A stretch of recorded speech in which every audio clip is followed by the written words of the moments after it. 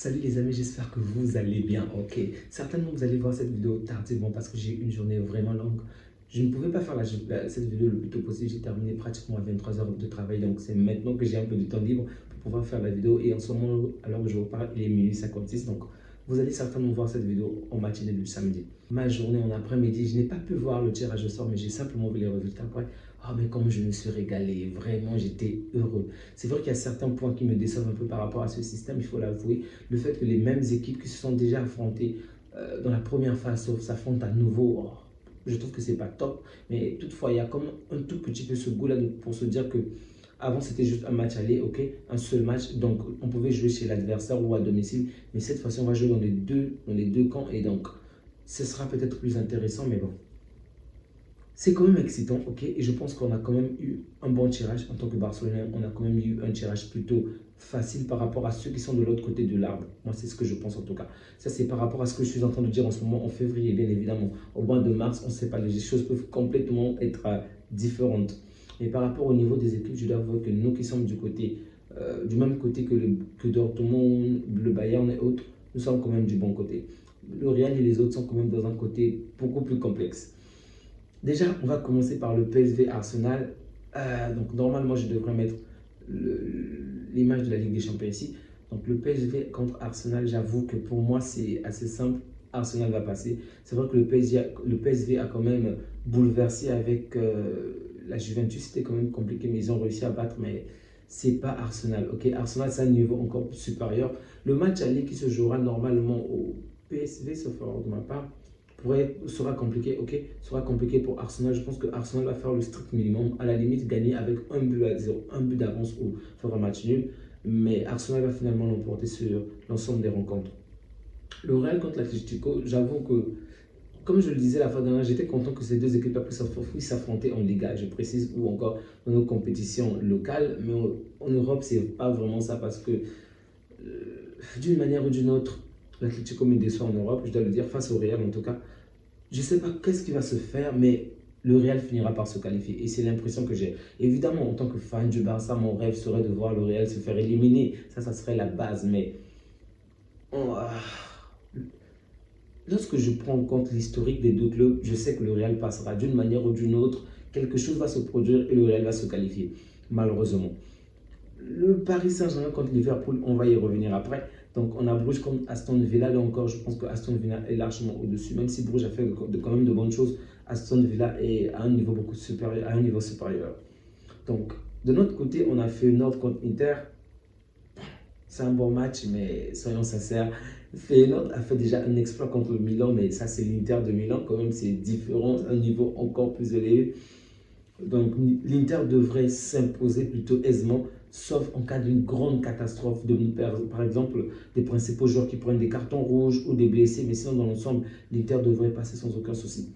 Le Bayern contre Leverkusen, bon, je dois avouer que depuis que ces deux équipes-là, depuis que Xabi Alonso est sur le banc de Leverkusen, je ne me souviens pas de la dernière fois que le Bayern a battu Leverkusen, donc Leverkusen a une certaine ascendance psychologique sur le Bayern, même si le Bayern fait quand même de bonnes choses, du moins n'est pas forcément sur sa meilleure lancée, mais est en train de se relancer petit à petit. Je pense que Leverkusen a plus de chances de l'emporter. Ok, c'est possible que le Bayern gagne, mais ça va vraiment se jouer à un petit détail. Et pour moi, s'il faut mettre en termes de pourcentage, je dirais le Bayern a 45% de chances de l'emporter, donc, et Leverkusen 55%. Donc Leverkusen est un tout petit peu en avant. Lille contre Dortmund. Oh, Lille contre Dortmund, c'est un match plutôt bizarre parce que Lille en Ligue 1 n'est pas forcément la meilleure équipe, c'est vrai, c'est pas la meilleure équipe, ok. Et pourtant, Lille a quand même fait un parcours intéressant en Europe, en battant le Real, en battant l'Atlético, ok. Lille a quand même fait un parcours assez intéressant. D'ailleurs, Lille termine dans le classement des 8 premiers, sauf ne me pas, non? Oui, je pense. Bref. Dans tous les cas, Lille a fait du très bon travail et comme la plupart des équipes qui ont terminé dans le top 8, je pense qu'elle va faire le tout possible pour tenir bon. Ce qui est bizarre, c'est que si c'était sur une seule rencontre, ok, un match KO, j'aurais dit que Lille va remporter, mais sur deux rencontres, je ne sais pas si les Lillois vont être assez intelligents. Bon, je ne dis pas qu'ils sont bêtes, mais ils vont non seulement jouer cette carte de bien faire les choses dans chacun des matchs, mais quand même faire le nécessaire pour ne pas creuser le fossé en fait. D'accord. Donc ça sera vraiment compliqué pour Lille, mais Lille a la possibilité. En fait, tout est possible dans ce scénario parce que Dortmund également n'est pas forcément dans la meilleure de sa forme. C'est possible, mais bon, on va dire 50-50. Tout est possible dans ce match. Mais s'il faut souhaiter qu'une équipe se qualifie, je dirais, je souhaiterais que Lille aille quand même en avant, que Lille aille de l'avant. Mais on a déjà battu Dortmund. Je pense que c'est pas très intéressant de rencontrer le nouveau Dortmund. Je préfère affronter Lille pour avoir un scénario peut-être un tout petit peu différent. Ensuite, le Benfica contre le Barça. Bon, c'est un match qu'on a déjà vu, ok. C'est un petit remake du précédent match.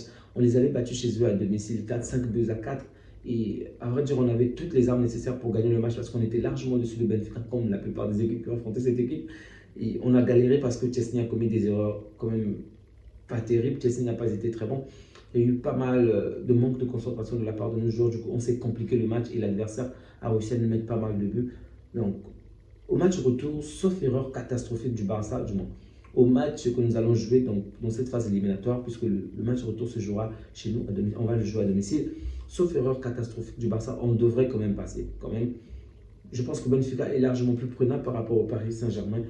Je ne le dis pas juste parce que le Paris Saint-Germain a gagné 7 buts à 0 face au LOSC, face, pardon, face à l'équipe de Genesio, mais je dis dans l'ensemble déjà parce que lorsqu'on voit l'historique avec le Paris Saint-Germain, ce qu'on a fait au cours des derniers matchs, c'était pas forcément top. Même lorsque la saison dernière, on a de la domination, on a cette supériorité, on va dire, sur le plan comptable. Au final, un seul joueur commet une bourde et c'est toute une équipe qui coule.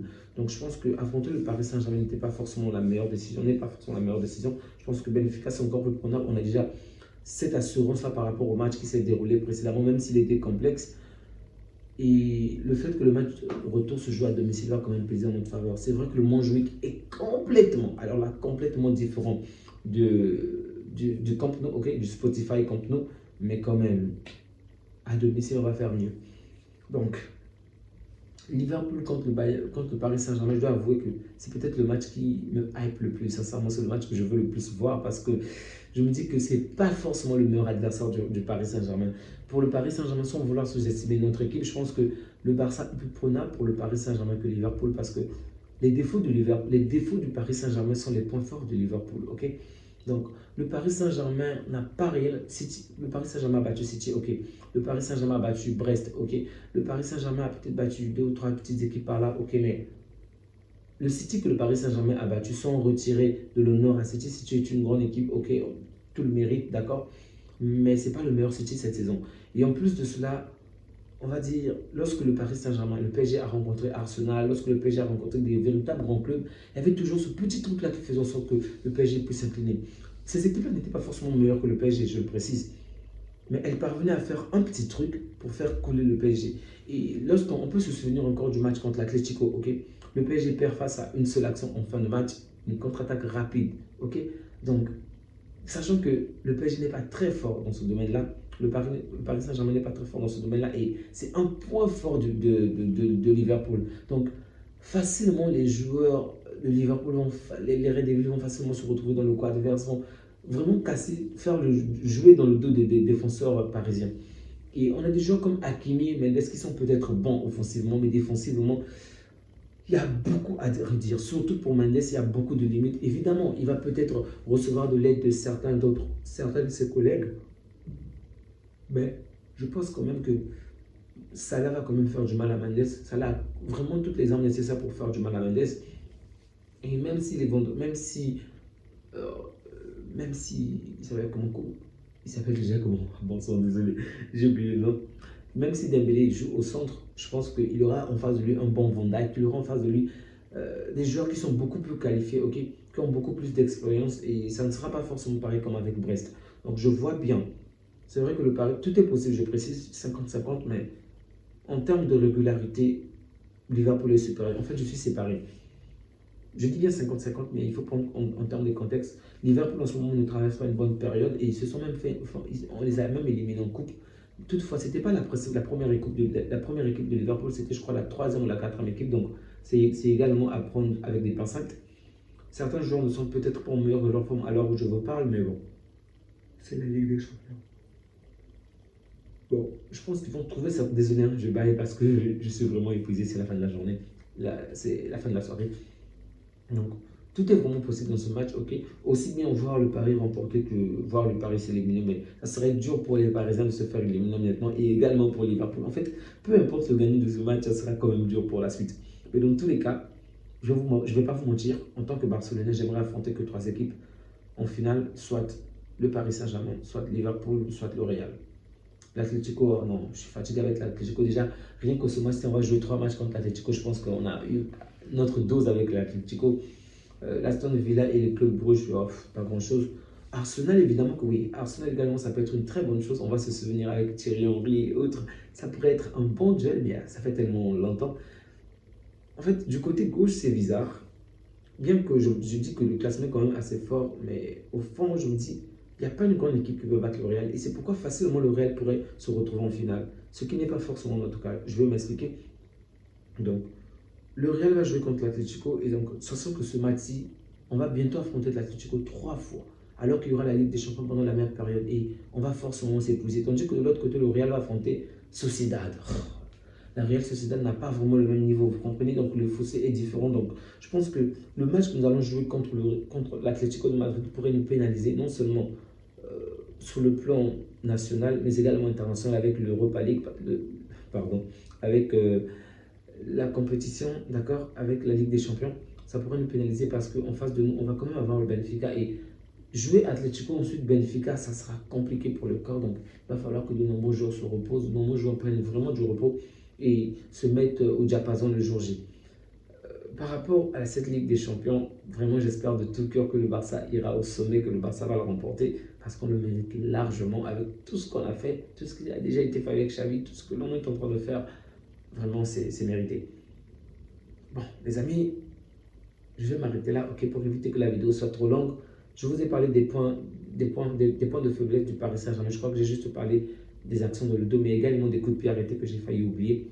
Les coups de pied arrêtés où je vous rappelle que Liverpool est très bon dedans et le Paris Saint-Germain est très nul. Les gardiens de but, bon, Donnarumma n'est pas forcément fameux, mais disons que Liverpool se défend assez bien également dans les duels, pardon, dans les duels en l'air.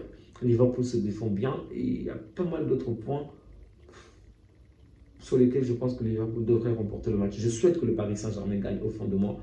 Ok, pour moi, ça serait même plus intéressant de voir le Paris contre le Real, voir Kylian Mbappé affronter son ancien club, ça serait pour moi plus intéressant, un très bon scénario. Mais bon, ça voudrait également dire souhaiter que le Real batte l'Atlético et Arsenal, et ça, c'est inconcevable. Donc, que le meilleur gagne de l'autre côté, mais de l'autre côté, évidemment, tout autre résultat, qu'au minimum, les demi-finales, pour moi, serait un échec. Vraiment un échec. Qu'on perde contre Benfica ou contre Dortmund ou Lille, pour moi, ça serait un échec. Le minimum, pour nous, ça doit être les demi-finales, voire la finale. Vraiment, le minimum, demi-finale, finale. Et c'est vrai que le calendrier ne va pas nous faciliter les choses. J'espère vraiment que la Liga va être assez intelligente. Les responsables de la Liga seront assez intelligents pour peut-être décaler le match pour quelques jours afin que nos joueurs puissent se donner vraiment à fond. Les amis, on va s'arrêter là. Comme je l'ai déjà dit, la vidéo est déjà trop longue. On va se dire à bientôt pour d'autres vidéos sur d'autres formats. Prenez soin de vous ainsi que des vôtres, que Dieu vous garde.